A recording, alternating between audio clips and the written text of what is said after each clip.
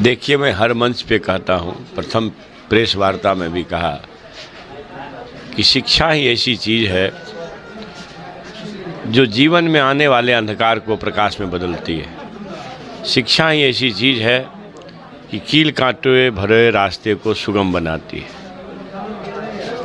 शिक्षा दुनिया को बदलने का सबसे ताकतवर हथियार है।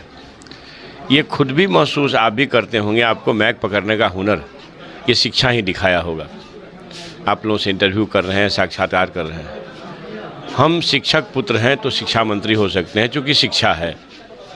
इसलिए आपके माध्यम से हम राज्यवासियों को, देशवासियों को, कोसीवासियों को और उनके माता पिता को, हम अपने गुरुजनों को ये ज़रूर से संदेश देना चाहते हैं कि गुरु परंपरा में, हिंदू सनातन धर्म में गुरुओं को ब्रह्मा विष्णु महेश का दर्जा प्राप्त हुआ है।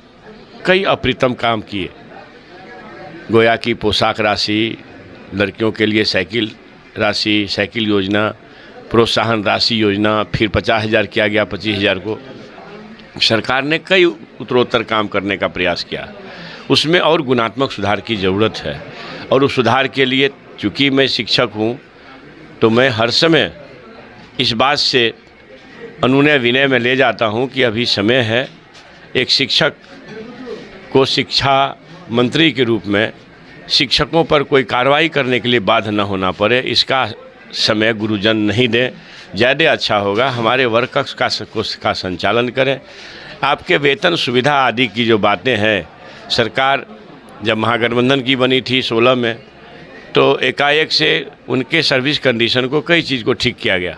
तो जिस बात के लिए, जिस शिक्षा के लिए यह पूरा विभाग 51,000 करोड़ रुपया लगाती है, आप सबको मालूम होगा। हम कई अवसर पर बोले हैं कि सबसे बड़ा आकार शिक्षा का है बजट का, 51,000 करोड़ का। 42-43,000 करोड़ उसमें वेतन में के मद में ही लगते हैं। जो समग्र शिक्षा अभियान का राशि आना रहता है दिल्ली से, वो नहीं आती है, कम आती है, देर से आती है।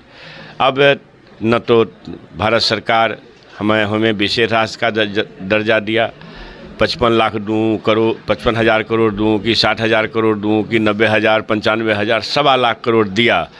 ये चौड़ी छाती वाले जो हैं, छद्म चौड़ी छाते वाले, इससे जवाब देशवासी राज्यवासियों को करना चाहिए कि भाई आपका कहाँ गया 1.25 लाख करोड़, 1.25 करोड़ आया कि नहीं, 1.25 लाख आया कि नहीं। और इस तरह से हमारे हिस्से को काट रहा है। जीएसटी, विभिन्न तरह के टैक्स बिहार सरकार देती है। इसके टैक्स के भी हिस्से की राशि अगर भारत सरकार दे दे ना, जितना हम टैक्स भरते हैं, तो हमें यह सब तकलीफ़ नहीं होगी।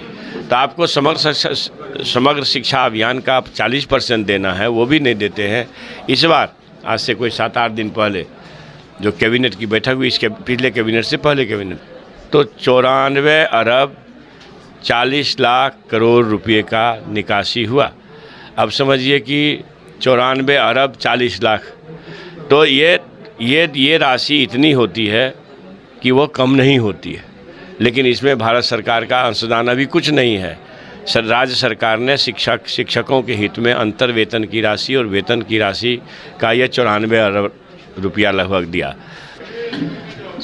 नेल्सन मंडेला ने कहा कि दुनिया को बदलने का सबसे ताकतवर हथियार शिक्षा है, और ये कहते हैं कि शिक्षा से अहंकार बढ़ता है।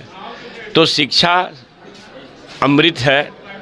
और गुरुजनों का आपके माध्यम से कहना चाहता हूं कि आप भैया 7वें चरण की बहाली, 8वें चरण की बहाली, 6ठे चरण की बहाली अभी जारी है। ये समय से पूर्व होगी। माननीय मुख्यमंत्री जी का संकल्प है। भाई, स्वाधीनता दिवस के अवसर पर इतने बड़े पैमाने पर लोगों ने संकल्प व्यक्त किया, इसमें संदेह करना भी नहीं चाहिए। और हमारे तेजस्वी यादव जी तो बेरोजगारों को रोजगार, नौकरी देने के लिए सबसे पहले संकल्पित हैं, और उस बात पर हमारे माननीय मुख्यमंत्री जी भी मोहर लगाएं। तो भाई, इतना अच्छा अवसर है। और शिक्षा विभाग में तो इतनी बहालियां हैं कि वो सीटेट और बीटेट वाले सब कम पड़ जाएंगे, फिर से परीक्षा आयोजित करनी होगी। इसलिए इस पर ज़्यादा नहीं नुक्ताचीनी करनी चाहिए। लगातार अभी भी सोशल मीडिया पर चल रहा है, तेजस्वी यादव जी का भी बयान आ रहा है कि भाई हम इसकी बहाली जल्द कराएंगे। तो जल्द करेंगे तो ये बात तो समझिए ना कि जिनको 8 साल में 16 करोड़ देना था, उसके लिए कोई गुस्सा नहीं है। 8 दिन की सरकार से आप चाहते हैं अभी कर दो, अभी कर दो, तो ये तो उचित नहीं। छात्र जो हैं, जो करोड़ों छात्र हैं, वो उनके भाग्य के आप ही निर्माता हैं। इसलिए इस बात को समझें, इस मर्म को समझें और शिक्षा में अपनी पूरी तन्मयता से लग जाएं। आप फिर उसी बात को दोहरा रहे हैं। मेरा मतलब इस बात से था कि गुणवत्तापूर्ण शिक्षक बहाल होंगे तो गुणवत्तापूर्ण शिक्षा होगी। ऐसा नहीं है कि अभी इंटरव्यू कॉल किया जा रहा है। मैंने विचार में ये लाया कि एक गंभीर शिक्षक बनाने के लिए गंभीर तरह के परीक्षाएं होनी चाहिए।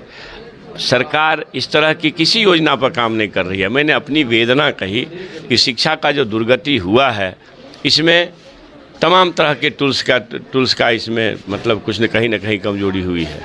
इसलिए इस तरह के योजना पर सरकार काम कर रही है, ऐसा नहीं था। ये मेरे व्यक्तिगत एक विचार थे कि मतलब इस तरह के परीक्षाओं से लोगों को गुजरने में परहेज नहीं करना चाहिए। लेकिन ये जो सीटेट का एग्ज़ाम होता है और जो सरकार ने जो मानदंड तय किए हैं 60% फिर 55%, तो ये मान के चलिए कि एक तरह से गुणवत्ता के ही आसपास वो लोग बेचारा तैयारी किया और अच्छी तरीके से पास किया है।